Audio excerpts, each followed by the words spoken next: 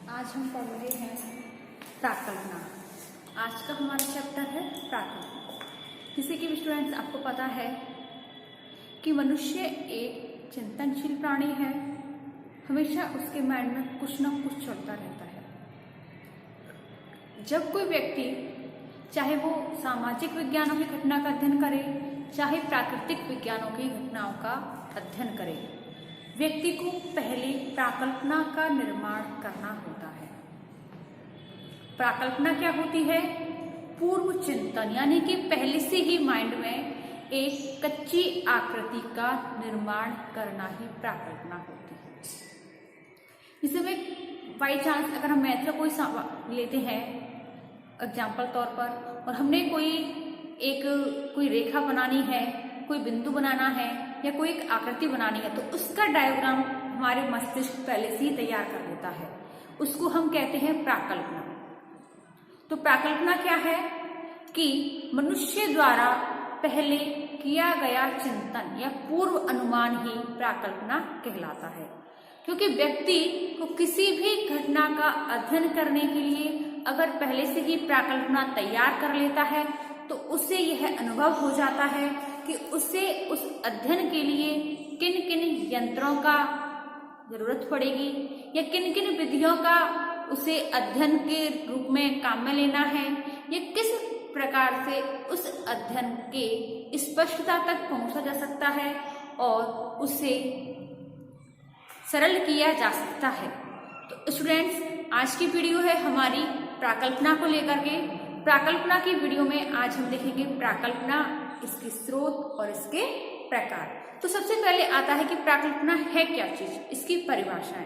तो प्राकल्पना किसे कहते हैं? प्राकल्पना है पूर्व चिंतन या पूर्व अनुमान ही प्राकल्पना कहलाती है। पूर्व चिंतन यानी कि पहले ही उस घटना के अध्ययन का हमने एक विषय जान लिया है और उस विषय के अंतर्गत हमें अध्ययन करने से पहले ही हम उस विषय के गहराई तक पहुंचते हैं और उस विषय की आकृति या उस विषय का चिंतन हम अपने मस्तिष्क में करते हैं। तो वही हमारा उस घटना के संबंध में पूर्व अनुमान लगाना ही प्राकल्पना कहलाती है। इस प्राकल्पना के अंतर्गत गुडे और हॉट का कहना है कि प्राकल्पना अनुसंधान और सिद्धांत के बीच एक आवश्यक कड़ी है। यानी कि प्राकल्पना है वो अनुसंधान और किसी भी सिद्धांत के बीच की एक आवश्यक कड़ी है जो ज्ञान वृद्धि की खोज में सहायक होती है। यानी कि जो प्राकल्पना होती है ज्ञान की वृद्धि करने में बहुत सहायक होती है, क्योंकि व्यक्ति किसी भी अध्ययन के लिए, किसी भी खोज के लिए पहले से ही तैयार रहता है, क्योंकि उसने पहले से ही प्राकल्पना का निर्माण किया हुआ होता है। जब उसने प्राकल्पना का निर्माण कर लिया है तो उसे यह भी अनुभव हो जाता है कि उसे किन किन विधियों के द्वारा वह इस अध्ययन को लागू कर सकता है, इस अध्ययन में स्पष्टता ला सकता है। और अब आती है इसकी जो प्राकल्पना है हमारी, ये प्राकल्पना के अंतर्गत किसी भी प्रकार के कार्य करने के लिए व्यक्ति को हमेशा तत्पर रहना चाहिए। उसे निम्न विधियों का उपयोग में लाना होता है। प्राकल्पना से व्यक्ति की चिंतन की क्रिया होती है, जो व्यक्ति का ज्ञान होता है उसमें वृद्धि होती है। जैसे कि मान के चलो कि हमें भारत में बढ़ती हुई अपराध प्रवृत्ति, हमारे अध्ययन का विषय है अपराध प्रवृत्ति, यानी कि भारत में जो अपराध प्रवृत्ति बढ़ रही है हमें इसका अध्ययन करना है। तो अपराध प्रवृत्ति के कारण क्या रहे होंगे? तो सबसे पहले कोई भी अपराध की अगर प्रवृत्ति आती है तो इसका सबसे पहले मेन पॉइंट होता है गरीबी। क्योंकि अगर व्यक्ति गरीबी से ग्रस्त होगा तो व्यक्ति बाल अपराध, चोरी, वेश्यावृत्ति, बेकारी, तो ये जो गरीबी होती है, निर्धनता होती है, ये अपराध प्रवृत्ति की जड़ होती है, अपराधों का कारण होती है। तो इस चीज का हम अनुमान कैसे लगा सकते हैं? प्राकल्पना के द्वारा ही लगा सकते हैं कि हमें किसी भी सामाजिक घटना का अगर अध्ययन करना है तो उस अध्ययन के लिए व्यक्ति को पहले उसकी जड़ तक पहुंचना होता है। तो जो प्राकल्पना है ये व्यक्ति की ज्ञान वृद्धि में सहायक होती है। अब आती है प्राकल्पना की कुछ परिभाषाएं। प्राकल्पना की परिभाषाएं, जैसे कि सबसे पहले जो वेबस्टर न्यू इंटरनेशनल डिक्शनरी है ऑफ द इंग्लिश लैंग्वेज, इसके अनुसार प्राकल्पना एक विचार, दशा या सिद्धांत होती है जो कि संभवतः बिना किसी विश्वास के मान ली जाती है, जिससे कि उसके तार्किक परिणाम निकाले जा सकें और ज्ञात या निर्धारित किए जा सकते हैं। तथ्यों की सहायता से इन विचारों की सत्यता की जांच भी की जा सकती है, क्योंकि जो प्राकल्पना होती है, जो भी पूर्वानुमान किए जाते हैं, उसके तौर पर हम किसी भी घटना का अध्ययन कर रहे हैं, हम उसकी जांच कर सकते हैं, उस अध्ययन की प्राकल्पना की सत्यता की खोज कर सकते हैं। और दूसरी परिभाषा आती है हमारे लिंगवर्ग के अनुसार। इसके अनुसार एक प्राकल्पना काम चलाऊ सामान्यकरण है जिसकी सत्यता की परीक्षा अभी बाकी है। यानी कि प्राकल्पना है, ये मान के काम चलाऊ सामान्यकरण होता है जिसकी सहायता से हम सत्यता की खोज कर सकते हैं। यानी कोई भी घटना हमारी कहाँ तक सही है या कौन कौन से तथ्य सही हैं या गलत हैं, इसकी खोज करना अभी बाकी है। श्रीमती टीबीएन के अनुसार एक कार्यवाहक विचार जो उपयोगी खोज का आधार बनता है, कार्यवाहक जो होता है प्राकल्पना माना जाता है। यानी कि जो हमारे कार्य करने के लिए जो मस्तिष्क में जो विचार आता है, जो उपयोगी खोज का आधार बनता है, जिस यानी कि जो हमारे खोज करने का जो आधार बनता है, उपयोगी आधार बनता है, वह कार्यवाहक प्राकल्पना माना जाता है।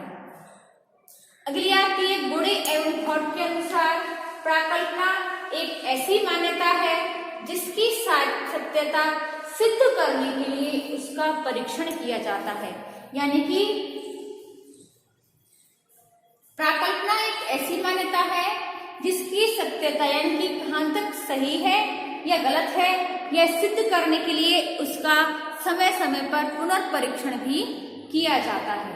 बोगार्डस के अनुसार एक प्राकल्पना एक प्रस्थापना है जिसका परीक्षण किया जाना है।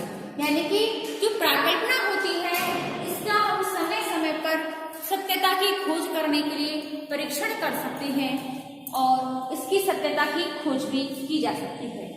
पीटर एच मंड के अनुसार प्राकल्पना एक काम चलाऊ अनुमान है। यानी कि प्राकल्पना एक ऐसी विधि है जो कि पूर्व अनुमान के द्वारा हम अपने कार्य को करने के लिए सिद्ध कर सकते हैं। यानी कि प्राकल्पना के द्वारा हम काम चलाऊ अनुमान लगा सकते हैं। इसका अनुमान जरूरी नहीं है कि सही हो या ये भी सही नहीं है कि हम इसको गलत मान लें। तो ये जो काम चलाऊ अनुमान होता है जो कभी कभी सिद्ध भी हो जाता है, सही भी हो जाता है और कभी कभी इसका निष्कर्ष गलत भी हो सकता है। अब आती है प्राकल्पना की विशेषताएं। सबसे पहले आता है स्पष्टता। जो प्राकल्पना होती है इसके जो तथ्य होते हैं ये स्पष्ट होने चाहिए, भाषा की दृष्टि से और अवधारणा की भी दृष्टि से। प्राकल्पना में जो शब्द काम में लिए जाते हैं उनके अर्थ, उनके विचार भ्रम रहित होने चाहिए। यानी कि किसी भी तरह की कोई शंका नहीं होनी चाहिए। जहां तक संभव हो उनकी शब्दों की परिभाषा और उनकी व्याख्या भी दी जानी चाहिए, क्योंकि प्राकल्पना में कोई और इसका अर्थ समझे या फिर नहीं समझे। प्राकल्पना की स्पष्टता अनुसंधानकर्ता की सूझबूझ पर और अनुभव पर निर्भर करती है कि वो किस प्रकार की प्राकल्पना का निर्माण करता है और जो प्राकल्पना होती है वह किस प्रकार से उसकी सत्यता की जांच करता है। अब अगला आता है हमारा प्रयोग सिद्धता। यानी कि कोई भी अनुसंधान करता होता है वह अपनी अवधारणा का प्रयोग करता है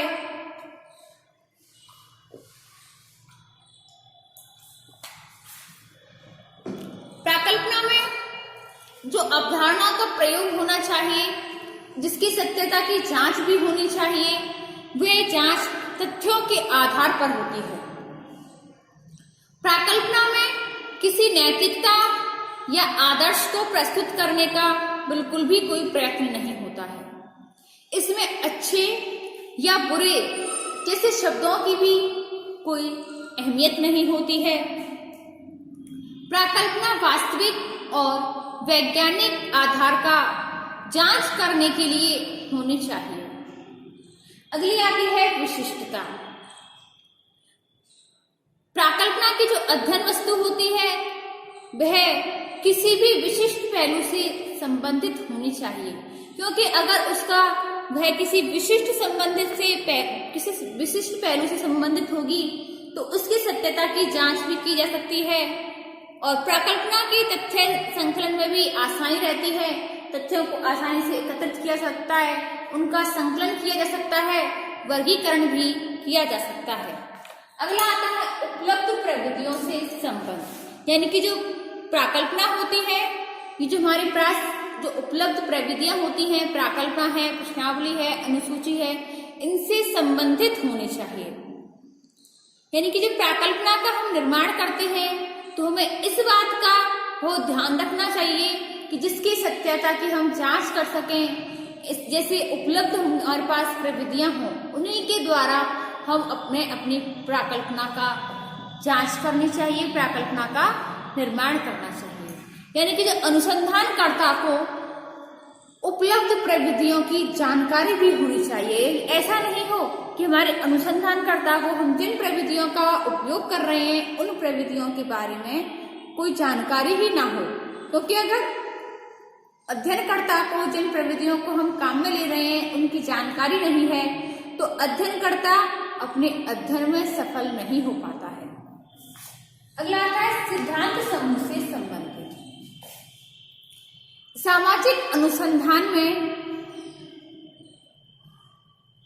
नियमों की अवहेलना कर जाते हैं कई लोग। उनकी प्राकल्पना किसी भी सिद्धांत से संबंधित नहीं होती है और वे ऐसे विषय का चयन कर जाते हैं जो उन्हें रुचिकर और आकर्षक तो लगते हैं, परंतु अध्ययन करते समय उन्हें इस बात का ध्यान नहीं होता कि उनका अनुसंधान का जो कार्य है वह किसी प्रचलित किसी सिद्धांत को गलत प्रमाणित करने वाला हो या संशोधन करने में सहायक है या फिर नहीं है। तो जो भी अध्ययन करता होता है उसे जरूरी होता है कि वह सिद्धांत के समूह से संबंधित होना चाहिए। छठवां आता है सरलता, यानी कि प्राकल्पना में सरलता का गुण भी होना चाहिए। ये जरूरी नहीं है कि अगर जो व्यक्ति प्राकल्पना का निर्माण कर रहा है तो उसकी प्राकल्पना है वह अगर किसी कठिन प्राकल्पना का निर्माण कर लेता है तो वह जरूरी नहीं है कि उसे किसी भी मार्ग में बाधा ना आए। तो प्राकल्पना का निर्माण करने से पहले उसे ये जरूरी होता है कि अपने सरल शब्दों का उस प्राकल्पना में निर्माण करे, सरल शब्दों से उस प्राकल्पना का काम करे। अब आता है प्राकल्पना के प्रकार, यानी कि प्राकल्पना कितने प्रकार की होती है। प्राकल्पना कितने प्रकार की होती है? तो प्राकल्पना होती है हमारी 3 प्रकार की: अनुभवात्मक समानताओं से संबंधित, जटिल आदर्श प्रारूपों से संबंधित और विश्लेषणात्मक चरों से संबंधित। जो अनुभवात्मक समानताओं से संबंधित होती है वे प्राकल्पना होती है जो मानव के सामान्य ज्ञान, तर्क वाक्य, दैनिक जीवन के अनुभवों, मान्यताओं, लोकोक्तियों, कहावतों और विश्वासों पर आधारित होती है। जैसे कि कोई ऐसी कहावत जो प्रचलित होती है, जैसे कोई व्यक्ति धनवान होता है, जैसे कि पशुओं में सियार, पक्षियों में कौवा, मनुष्यों में नाई, स्त्रियों में मालिन। तो इस प्रकार की कुछ क्रियाएं ऐसी होती हैं जो कि प्रचलित होती हैं। ऐसी प्रक्रियाओं में सामान्य तथ्य के होते हैं, उनकी जांच करना मुख्य बिंदु होता है। यानी कि प्राकल्पना का हमें समय समय पर जांच करते रहना आवश्यक होता है। दूसरा आता है जटिल आदर्श प्रारूपों से संबंधित।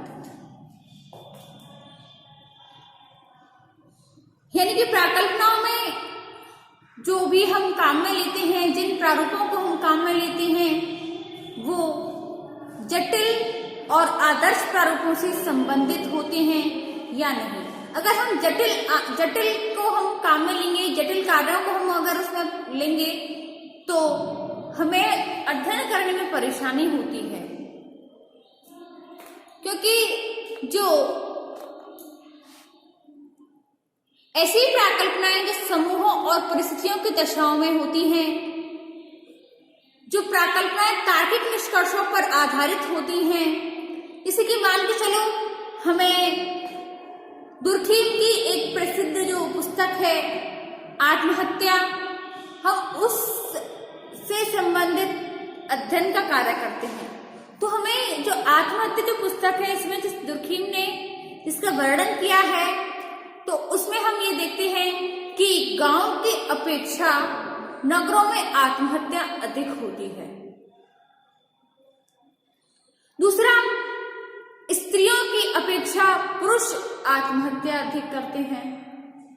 तो जो इस प्रकार की जो अध्ययन वस्तु होती है, हमें उन जटिल प्रारूपों का उपयोग करना चाहिए। तीसरा आता है विश्लेषणात्मक चरों से संबंधित,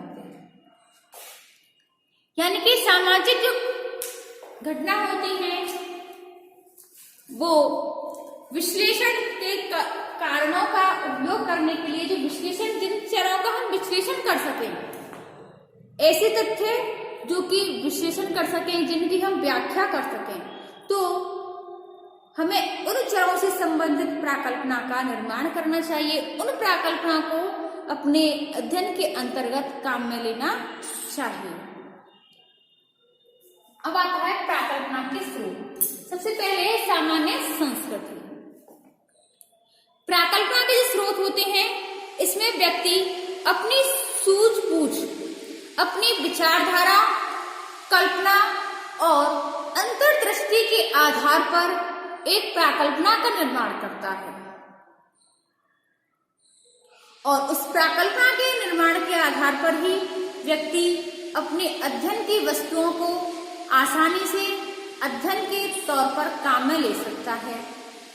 अब आता है सामान्य संस्कृति, जो जैसे कि आपको पता है कि मनुष्य एक सामाजिक प्राणी है और समाज में रह करके उसे समाज की संस्कृतियों का पालन करना होता है, और जो प्रत्येक समाज की एक संस्कृति भी होती है, जैसे कि उनमें रहन सहन, खान पान, वेशभूषा,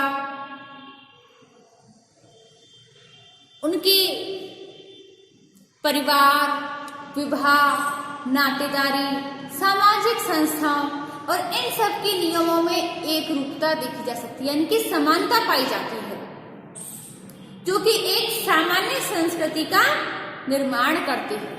और सामान्य संस्कृति भी प्राकल्पना के विकास में सहायक होती है, यानी कि अपनी योगदान देती है। और जो सामान्य संस्कृति होती है, इसकी तीन बातें होती हैं: सांस्कृतिक पृष्ठभूमि, लोक विश्वास और सामाजिक परिवर्तन। सांस्कृतिक पृष्ठभूमि, इसके अंतर्गत विज्ञान के विकास और प्राकल्पनाओं के निर्माण में सांस्कृतिक पृष्ठभूमि अपनी भूमिका निभाती है। जैसे सांस्कृतिक पृष्ठभूमि इस प्रकार के वातावरण को जन्म देती है जो विज्ञान के उद्भव और विकास को प्रोत्साहित करने का कार्य करती है।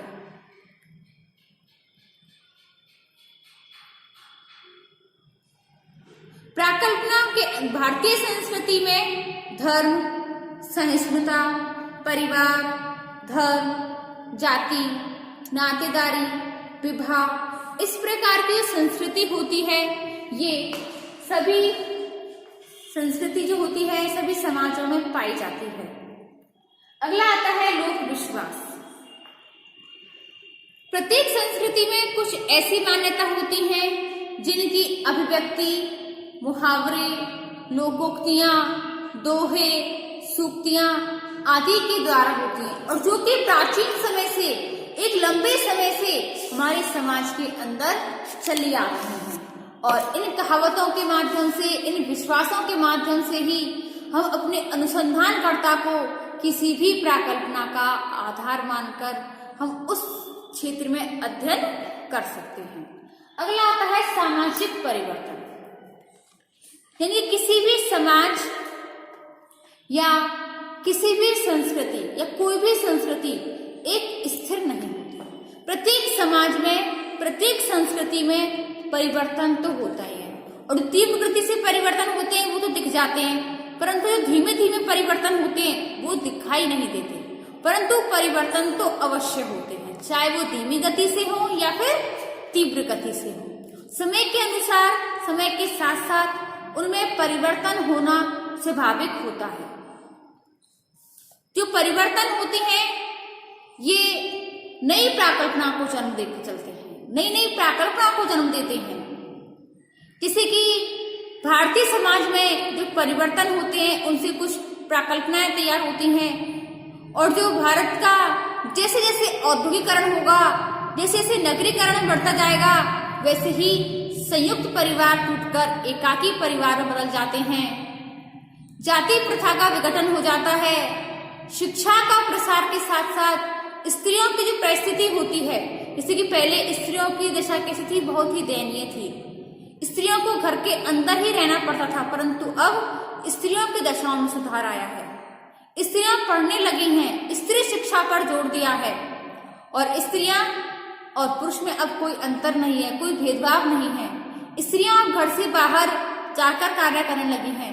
तो इस प्रकार के जो परिवर्तन होते हैं वो सामाजिक परिवर्तन के अंतर्गत आते हैं। दूसरा आता है वैज्ञानिक सिद्धांत। तो जैसे कि आपको पता है कि कोई भी सामाजिक अनुसंधान हो, अगर उसको हम वैज्ञानिक पद्धतियों का उपयोग करके अगर हम वह अध्ययन करते हैं तो वह अध्ययन हमारा वैज्ञानिक अध्ययन कहलाता है। यदि हमने कोई भी सामाजिक घटना का अगर अध्ययन हम वैज्ञानिक पद्धति के द्वारा करते हैं तो वह अध्ययन हमारा वैज्ञानिक परिवर्तन कहलाता है। तो जो वैज्ञानिक सिद्धांत होता है, इसमें जो व्यक्ति के सिद्धांत होते हैं वो अनुसंधानकर्ता जिन सिद्धांतों को उस प्रयोग में काम में ले रहा है उनको सामान्यीकरण कर रहा है, तो वो प्राकल्पनाओं के रूप में कर लिए जाते हैं। अगला आता है सादृश्यताएं। इसी की प्राकल्पनाओं में समरूपताएं जो होती हैं वो प्राकल्पनाओं को जन्म देती हैं, जो समाज को एक शरीर के रूप में मानते हैं। विज्ञान की प्रकृति के रूप में की जाने वाले कार्य जो होते हैं प्राकल्पनाओं के आधार माने जाते हैं, क्योंकि जैसे कि पेड़ पौधे हो, पशु पक्षियां हो, ये सभी पर्यावरण के प्रभाव के आधार पर ही मानव समाज और पर्यावरण के प्रभाव के समान कल्पना की जाती है। अगला आता है व्यक्तिगत अनुभव। जो प्राकल्पनाएं होती हैं व्यक्ति के अनुभव और व्यक्ति के अध्ययन के अनुसार होती हैं। जैसे कि व्यक्ति को अगर जिस क्षेत्र में अध्ययन अधिक होगा, व्यक्ति की जिस क्षेत्र में अधिक समझ होती है, व्यक्ति उसी समझ के अनुसार, उसी अनुभव के अनुसार अपनी प्राकल्पना का निर्माण करता है। अगला है अंतःप्रज्ञा। अंतःप्रज्ञा यानी कि अंतर्दृष्टि, अंतर आत्मा। जो प्राकल्पनाओं का आधार होती है व्यक्ति की अंतर्दृष्टि होती है, अंतरात्मा होती है, जो कि व्यक्ति को जिस प्रकार की घटनाओं के लिए जो व्यक्ति निष्कर्षों को अंतर्दृष्टि से आधारित मानता है और उन लोगों को, जैसे कि कई लोग कहते हैं कि मेरा मन तो ये कहता है, तो उसने अपनी अंतःप्रज्ञा की सुनी, अंतःमन की सुनी, तो वो होती है अंतःप्रज्ञा। अगला है अनुसंधान एवं साहित्य। व्यक्तियों के द्वारा जो अध्ययन किए जाने वाले निष्कर्ष होते हैं, साहित्य होते हैं, व्यक्ति उन्हीं के आधार पर प्राकल्पना का निर्माण करता है। जैसे कि हम किसी भी कविता, साहित्य, ज्ञान, कहानी, किसी की जीवनी, दर्शन, समाज, विज्ञान, कला आदि के संबंध के आधार पर, सिद्धांतों के आधार पर हम प्राकल्पना का निर्माण कर सकते हैं। अब आता है प्राकल्पना का महत्व। अध्ययन के उद्देश्य का निर्धारण। यानी कि जो व्यक्ति का जो अध्ययन करने का जो काम होता है, व्यक्ति जिस क्षेत्र अध्ययन कर रहा है, जिस घटना का अध्ययन कर रहा है, उस घटना का या उस अध्ययन का उद्देश्य क्या है। किसी की व्यक्ति बाल अपराध यानी कि अपराध प्रवृत्तियों का अगर अध्ययन कर रहा है तो उसका मूल कारण क्या होगा, गरीबी होगी। क्योंकि अगर व्यक्ति गरीबी से ग्रस्त होगा तो उस गरीबी के अंदर काफी सारी जो अपराध की प्रवृत्तियां हैं वो जन्म लेती हैं। गरीबी के कारण बेकारी की प्रॉब्लम होती है, ऋणग्रस्तता हो जाती है, बाल अपराध होते हैं, यौन शोषण होता है, स्त्रियां वैश्यवृत्ति में लिप्त हो जाते हैं। तो इस प्रकार की काफी सारी समस्याएं निर्धनता के कारण, गरीबी के कारण जन्म लेती है। अगला है उचित दिशा प्रदान करना।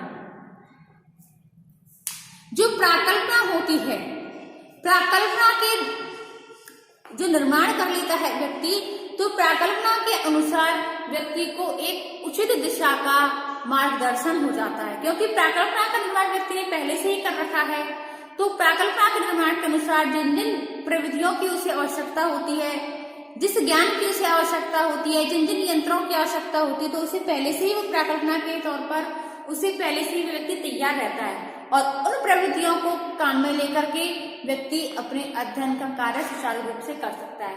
तो जो प्राकल्पना होती है इससे व्यक्ति को उचित दिशा का मार्गदर्शन होता है। अगला आता है अध्ययन क्षेत्र को सीमित करना।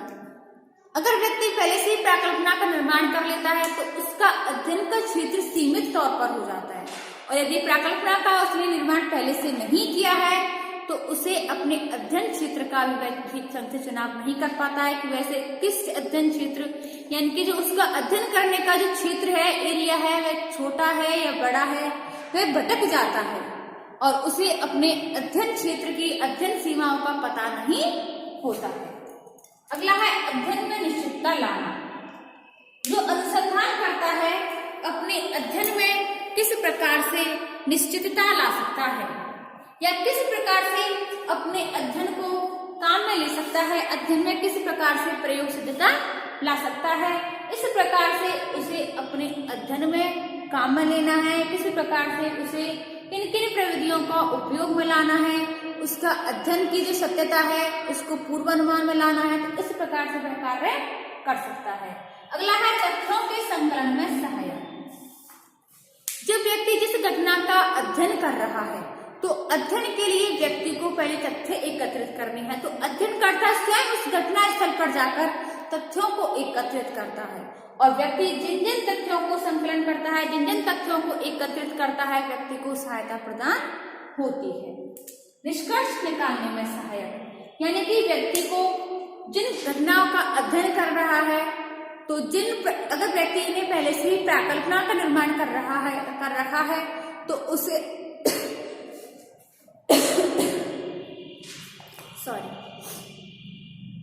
व्यक्ति ने अगर पहले से ही प्राकल्पना का निर्माण कर रखा है तो उसे घटना के निष्कर्ष तक पहुंचने में बहुत आसानी रहती है।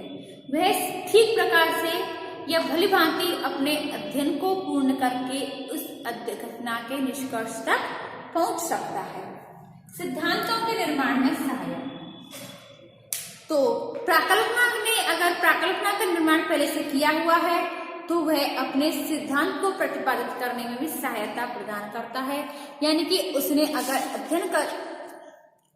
अगर उसने पहले से ही अध्ययन किया हुआ है, अगर प्राकल्पना का निर्माण किया हुआ है तो वह अपने सिद्धांत, जैसे कि आपने पहले पढ़ा है कि प्राकल्पना जो है अनुसंधान और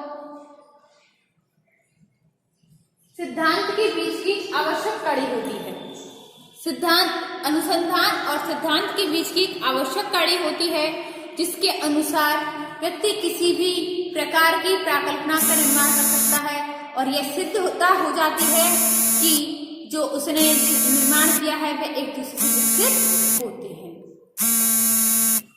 अब आते हैं प्राकल्पना की सीमा, यानी कि जैसे कि आपको पता है कि हर चीज की कुछ ना कुछ सीमाएं होती हैं, तो ऐसे ही प्राकल्पना की भी एक सीमा है।